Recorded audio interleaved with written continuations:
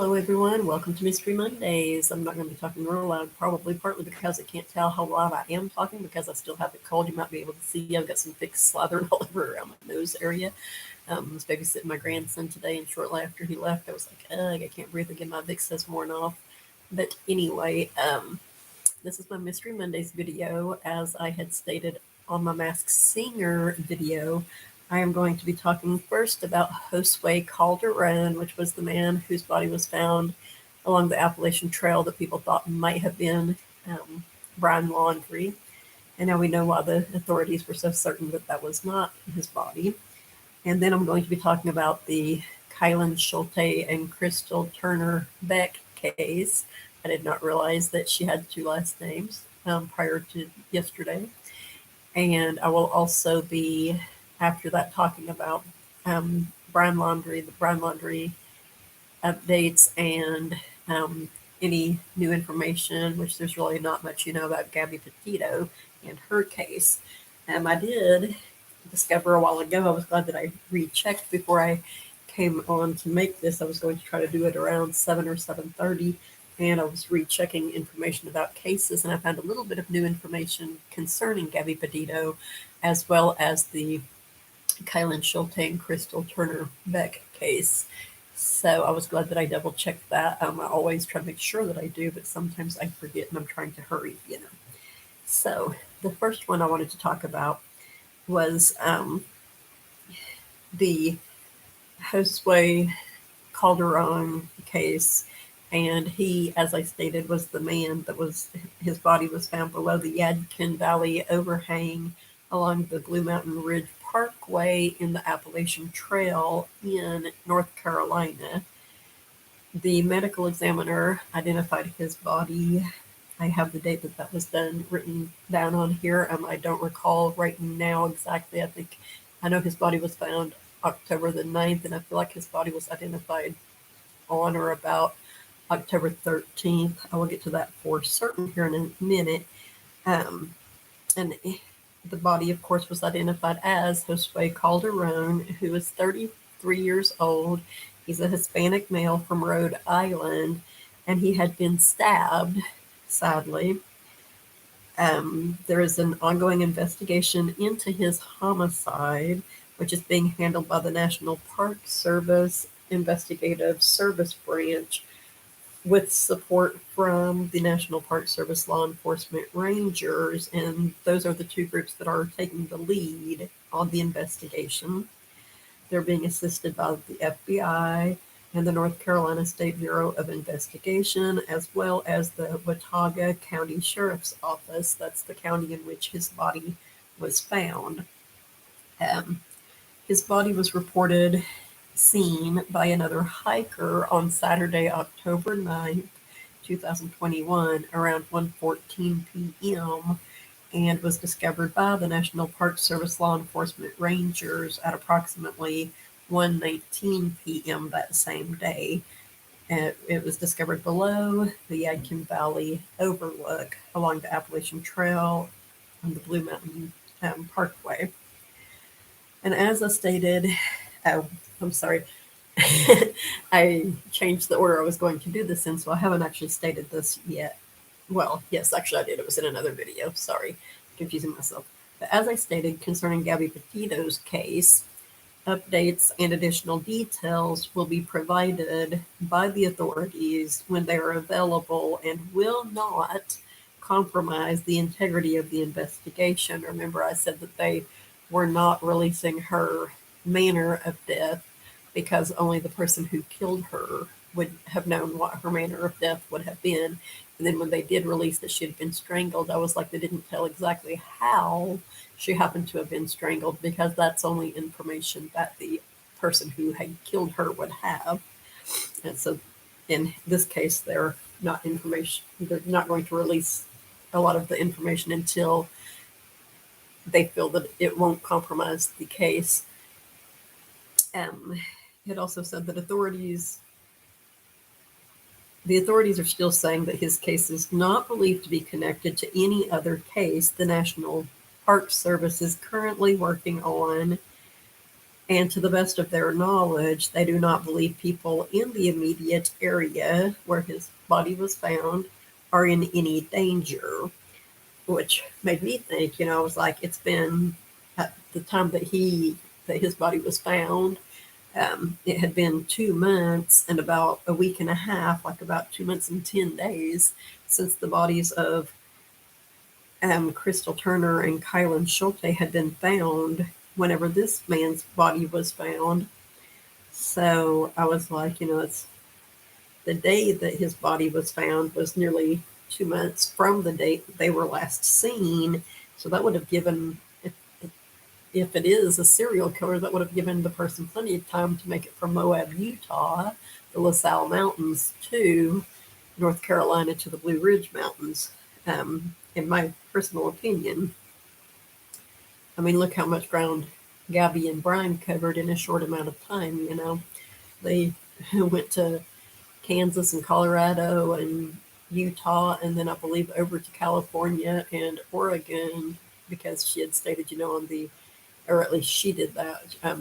She had stated that she was going to go see her grandma in Oregon, and it has been stated that she had spoke with her mom when she was in Oregon. So they went there, and then they went back over to Wyoming. So they covered a lot of ground in, I believe it was about a month and a half.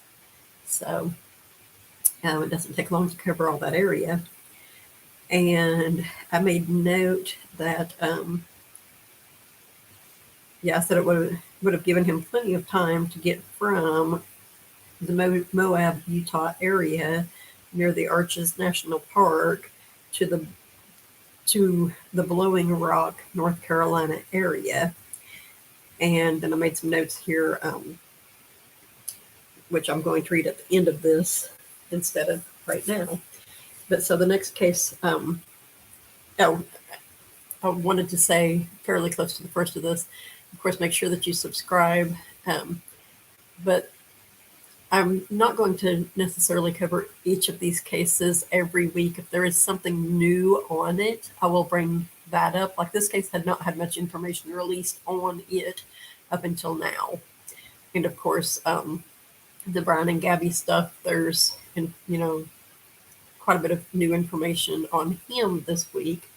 And there was a little bit of new stuff on the Schulte and Turner case, but not much.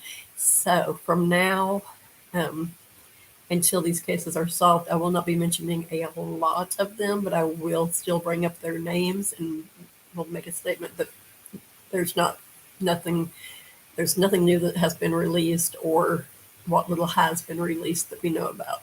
And part of what I have about Kylen Schulte and Crystal Turner-Beck is on my phone, so I'm going to read. That's the new stuff that I found on them right as I was fixing to do this, so I'm going to read that from my phone here in a minute, part of it. So, as we know, Kylen worked at Moonflower Cooperative, which was where Gabby and Brian had their argument. Not that the cases are necessarily connected, but she did work at that store. And I found out today that Crystal worked at McDonald's on Main Street, which I believe was in Moab. Might be wrong about that. And I noted that some of the stories refer to Crystal Turner as Crystal Beck, and then I found her obituary, which referred to her as Crystal Turner-Beck, and saw that she has been married to a man who had the last name Beck at some point, and her and him do have some children together. So that is why they were referring to her as Beck. That is her married name, but it's hyphenated. But yes. And I also discovered that she is from Hot Springs, Arkansas. I have some family that lives there. That's not too far from where it's rather far from where I grew up, but I grew up in Northwest Arkansas. And Kylen lived in Montana. Her father, he spent a lot of time in Moab, Utah, trying to gather information about what may have happened and help get videos and pictures and stuff such as that.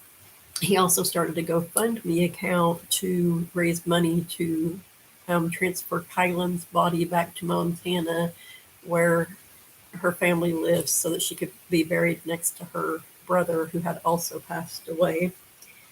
And I said at this point yesterday when I was taking notes and making notes, sadly there is no new information about their murders, but then I found this stuff today, which actually occurred last month, but it was just released today. And I noted that originally I was going to talk about the story last, but I often tend to talk about it last, so I changed the order. But I noted that next Monday I will discuss updates to the Gabby, Petito, and Brad Laundrie cases if there's any new information that has come to light, and the same with Crystal and Kylen's case and the case of Josue Calderon, which I know I just said that a minute ago, but I wanted to make sure that I actually read it. And then I made a note of the order I decided that I did need to do this in. And so here's the new information that I did find today about Kylen and Crystal. Information that was recently released concerning an affidavit for a search warrant that shines light on the otherwise quiet investigation. The affidavit was obtained by ABC4 in Moab, Utah, and it was signed on September 20th and executed on the same day. It allowed investigators investigators in it requested a tower dump from a cell tower at Jimmy Keene Flats, not far from the campsite of Schulte and Turner, from 9 p.m. on August 13th through 9 a.m. on Sunday, August 15th, because it's believed that they died sometime between, I believe, midnight of August 13th, though I don't think they were back to their campsite by then, but they were last seen around midnight on August 13th, and Sunday, August 15th. And that's the time period that it's believed that they died within, I believe, even though their bodies were not found until August 18th. Says additionally, the affidavit states this could be limited to those phones that are only within 2 miles of the crime scene, because the person who killed them, whether or not they had any sort of mobile device, would have, if they did have one, they would have been in that area and would have most likely been using it, because they appeared to have been able to use their phones from their campsite, because Kylen had sent text saying that there was the creepy dude that was hanging around. So according to investigators, a single Samsung cell phone was found at the crime scene, which I'm thinking was probably Kylen's, but it doesn't say that. It is currently considered evidence, and this story says it's unclear who the phone belongs to. The affidavit goes on to state, now some of this is rather morbid, so if you don't want to hear the morbid stuff, skip forward. The affidavit goes on to state that the information is evidence of the crime or crimes of murder, conspiracy to commit murder. So there may be thinking there might have been more than one person involved in this if it's conspiracy to commit murder, tampering with evidence, sexual assault, desecration of a corpse, and rape. And the tampering with evidence thing makes me curious as to whether or not they think that the lady who found them might have been involved in some way. I really hope that she was not.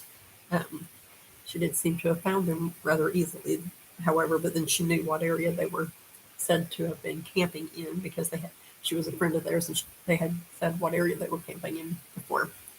And it says it's currently unclear what, if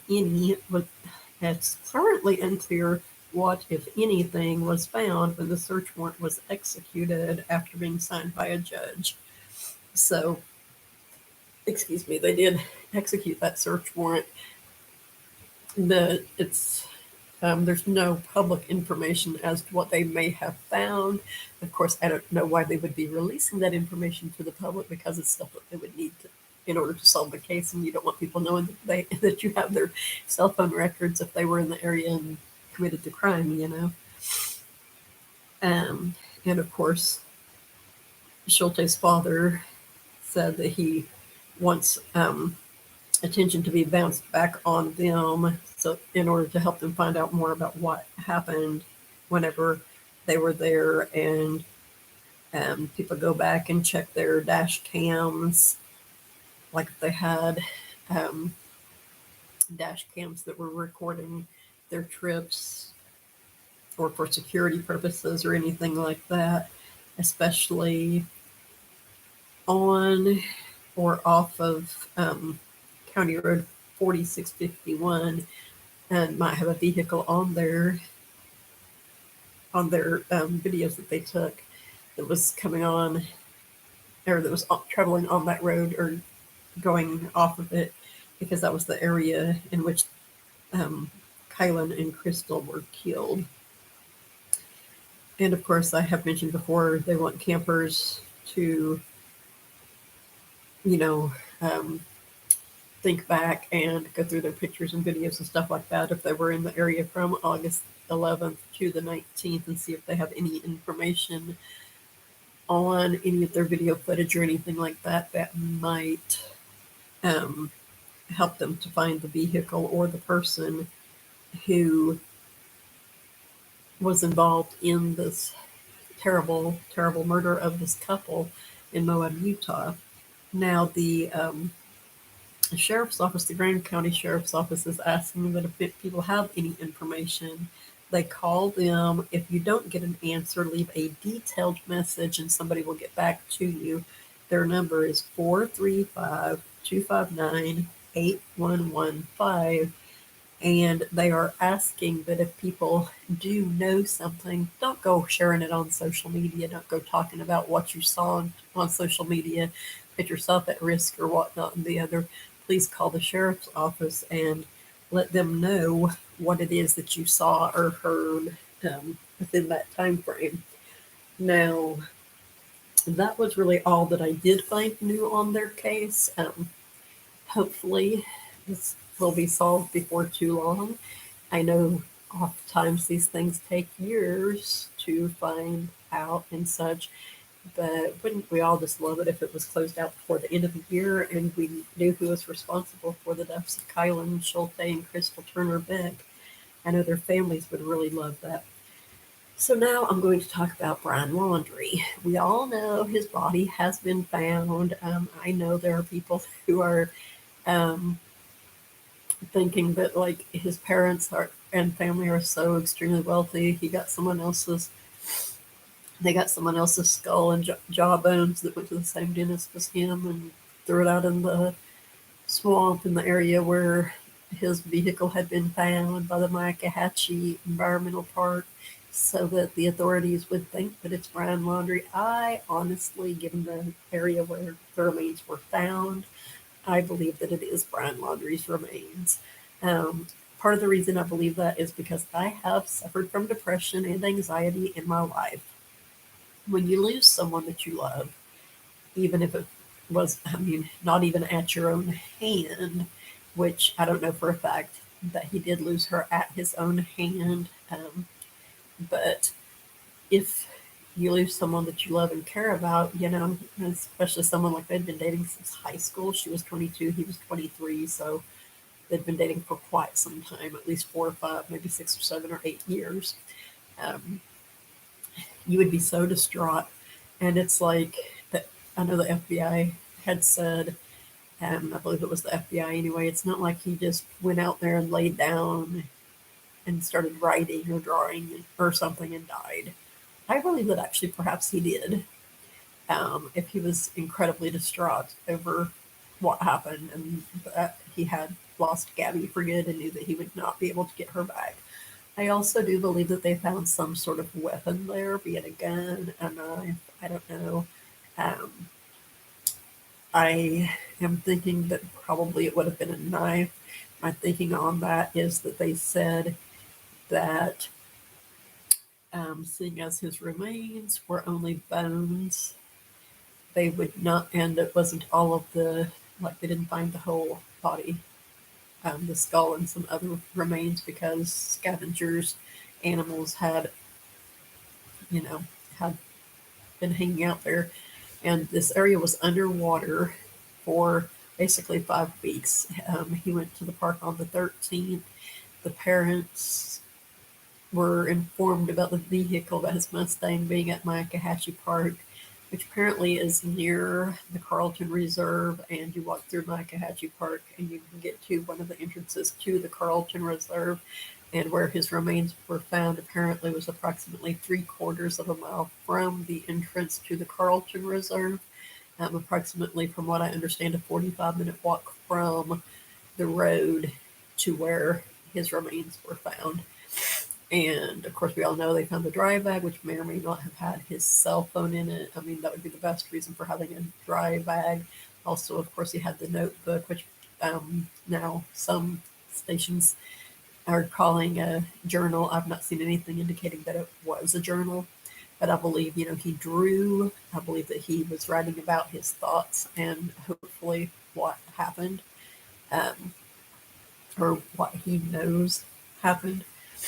Um, when you are fighting with somebody, there are times that people have blackouts. It has happened to me in the past, and it happened to my little sister a couple of times. You get so mad that you just black out and you don't remember what happened. Um, which there's no way he blacked out for 4 or 5 days or anything like that. But we still don't know what happened for sure. And I'm not thinking that his parents did have anything to do with it. Obviously, they didn't drive him to Canada or Mexico like I was thinking that maybe they did. So I apologize to Chris and Roberta for saying that. I just feel that, like, his attorney has said that he spoke to him on both October the 12th and October 13th, and I believe that perhaps he did disclose some stuff to his attorney. We have no way of knowing that. Or perhaps his attorney was trying to get him to open up to him and disclose some stuff to him. And then he was like, dude, I can't handle this. It's like too much. I can't go on like this. And so he went out to the park, perhaps with a knife. I was going to explain that a while ago. They said that an anthropologist, of course, has his remains right now and is going to examine the remains thoroughly to look for any sign of what possibly was his cause of death and his manner of death.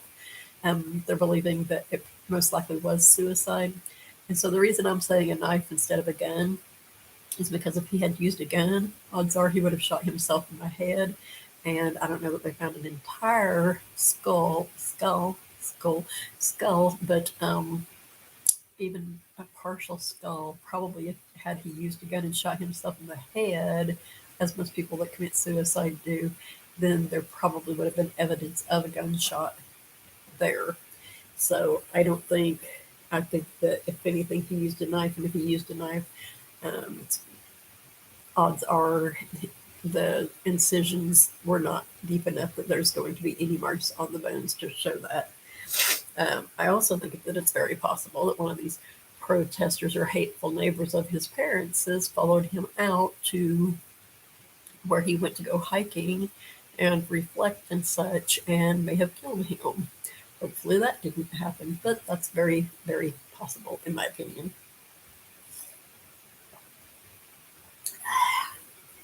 Sorry, I am so sick. But okay, so I was going to go back and watch some of my old videos and see, did I say that they were going to find Brian Laundrie by October 20th? I don't recall for sure, but I kind of think that I did. I think I said around the middle of October, and said the 20th by the latest. But anyway, so his body was found on October 20th in the Myakkahatchee Environmental Park in Northport, Florida, about 5 miles from his parents' home, and about a 45-minute walk from where his Mustang was found after being marked by police for towing on about September 17th.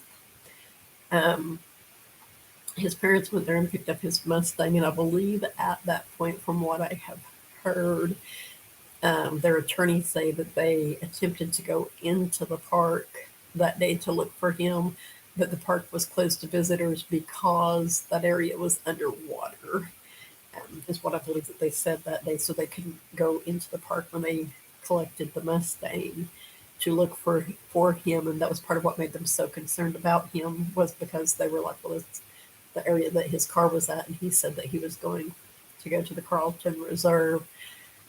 He obviously was going to it from this way, and if all of that's underwater, then he's underwater right now.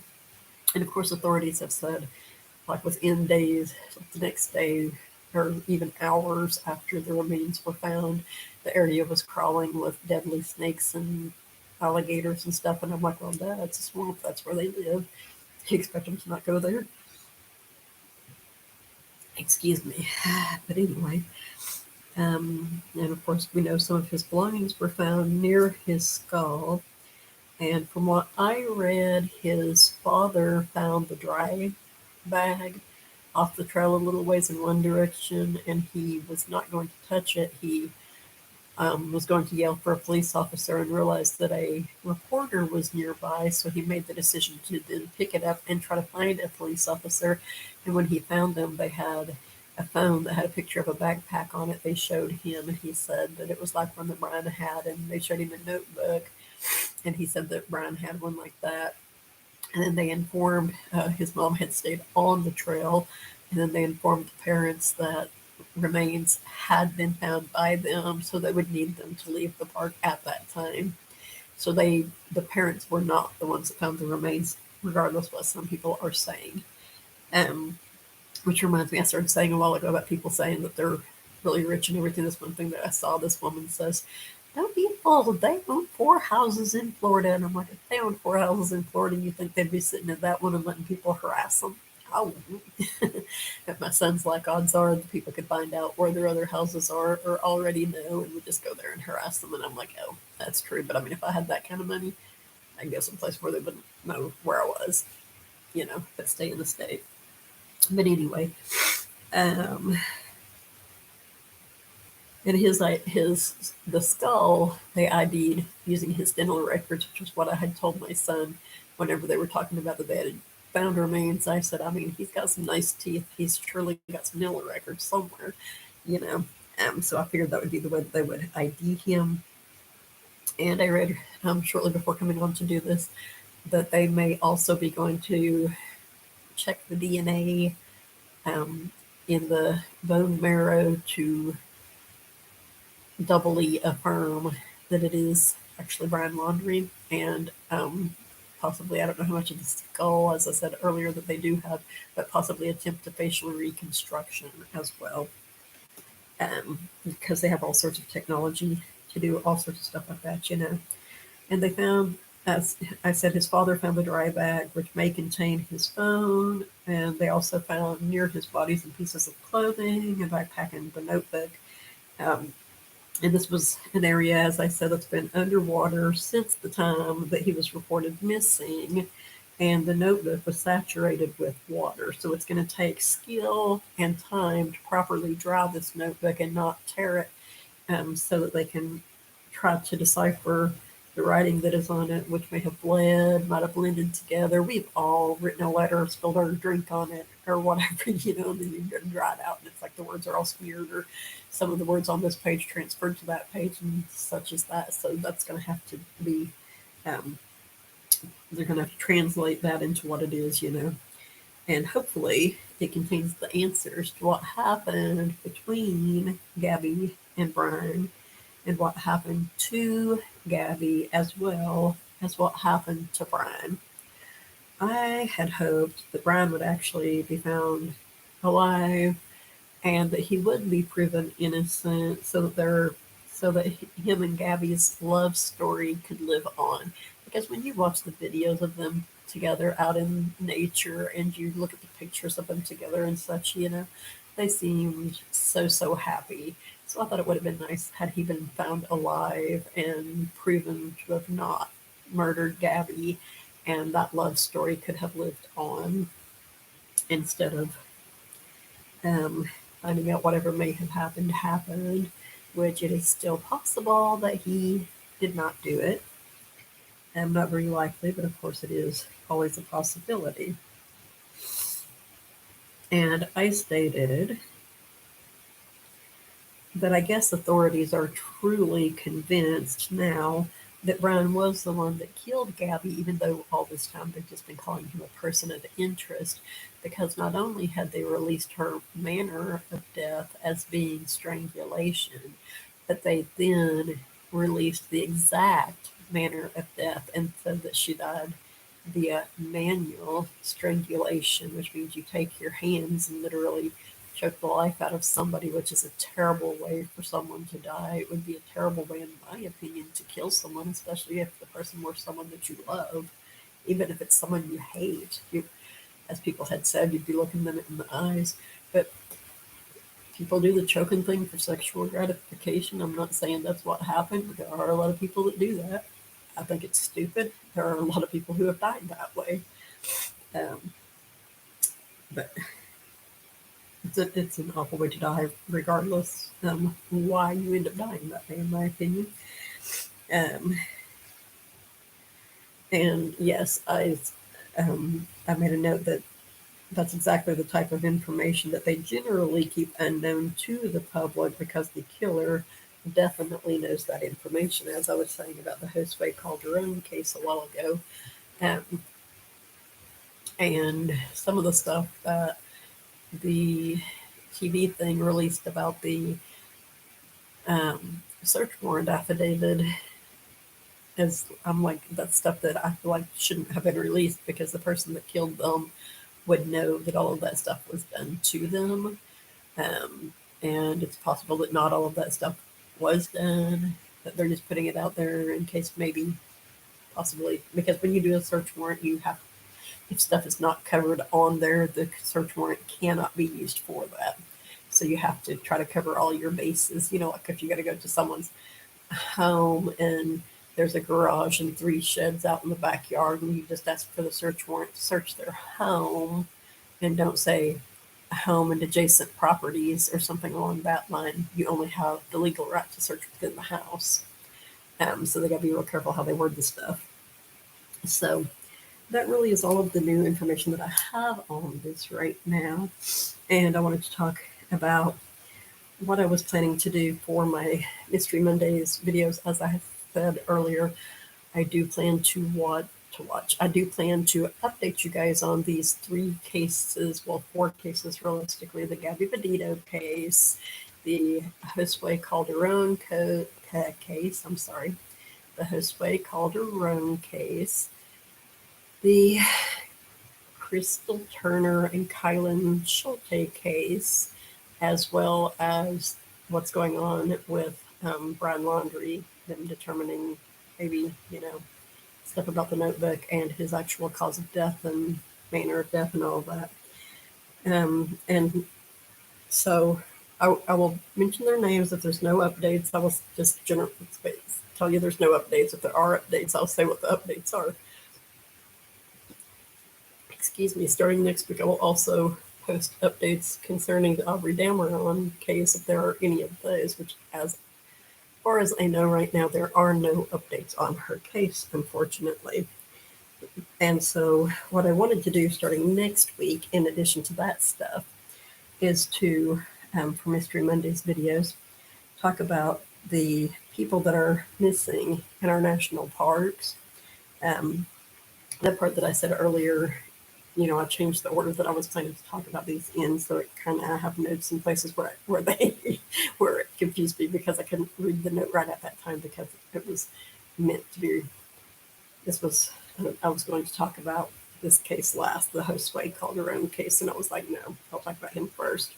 But anyway, the number of people who go missing and get murdered in our national parks annually is sad.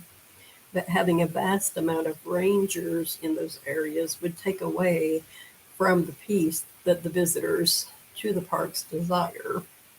In 2019, there were 312 people who were reported murdered or missing in our murdered. I'm sorry, there were, in 2019, which was the most recent that I could find, there were approximately 312 deaths, not necessarily murders, deaths in our national parks, which is 1 for every million visitors, which does not sound like that much, but it is too much, especially since several of them are actually killed. And as far as the missing people go, I was unable to get a number for that. I couldn't find the number that I had found at one point in time, which was an estimated number, because there's no database of the missing people. They say it would take years and years and years to gather all the data to put into a database, and there are people who have volunteered to help with that. But at this time, there's no reason to believe that it's going to be completed anytime soon. As of September the 18th, 2021, there are at least 29 cold cases of missing people in our national parks who have not been found yet, dating as far back as 1958. So my plan, starting next Monday, is I'm going to do some research into these 29 cases and see what I can find out and report back to you guys what I know, what I learned about those cases. And of course, we'll update any information on the other ones. I hope that you guys like this video. I know a lot of this is redundant, repeated information that everybody already knows. I could do like, I contemplated the other day whenever they said that Brian Laundrie belongings believing to stuff. Yeah, belongings of Brian Laundrie were believed to have been found near Carlton Reserve at the Myakkahatchee Environmental Park. I thought, well, I could go on and make a short video and be like, hey, this happened. And I'm like, but I don't know that. I mean, the first news thing I saw it on was Fox News, and then I see it on CNN, and I'm like, well, I mean, I guess it's true. But I mean, these are the only two things that are saying it, right? So I want to report stuff that I know is accurate. So I didn't just want to come on and be like, hey, they found stuff that belonged to Brian Laundrie, so he's definitely out there. And anyway, I didn't want to do that. So I don't want to give you guys misinformation. That's what, when I go and there's only like one story, like the one that I found about the search warrant concerning the Turner and Schulte case, I was like, well, I mean, it's a local news station, so it should be accurate. I'm hoping that they and I did not release any information that shouldn't be released pertaining to that case, because I really want the case to get solved along with all the other ones. Anyway, I'm going to go ahead and sign off now because this video has become rather long. I'm trying really hard not to make videos longer than 30 minutes, guys. I'm real sorry. But everyone have a great whatever time of night or day it is in your part of the world. Stay safe and stay positive.